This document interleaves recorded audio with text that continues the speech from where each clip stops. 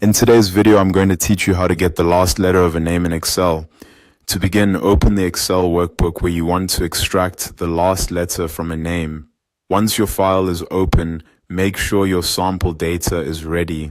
In this example, the names are placed in cells A1 through A4. Having your data organized first makes the formula easier to enter and copy correctly. Next, move to cell B1 and type the heading last letter. This helps label the new column clearly so you can immediately tell what the results represent. After that, click into cell B2. This is where you'll enter the formula that pulls the final character from the name in cell A2. Type an equal sign, then write, followed by an opening parenthesis.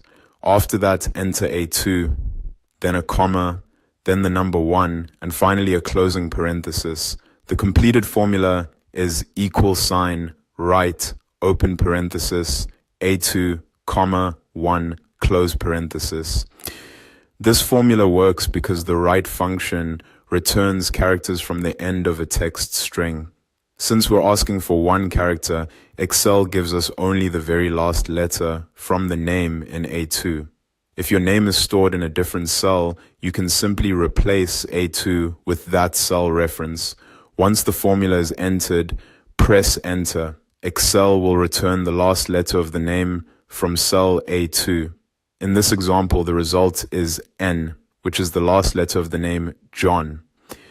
Now that the formula is working, you can apply it to the rest of the list instead of typing it again manually. Select cell B2. Then look for the fill handle, which is the small square in the bottom right corner of the selected cell. Click and drag that fill handle down to cell B4. Excel will automatically copy the formula to the remaining rows and adjust the cell references for you. That means each row will return the last letter of the corresponding name in column A.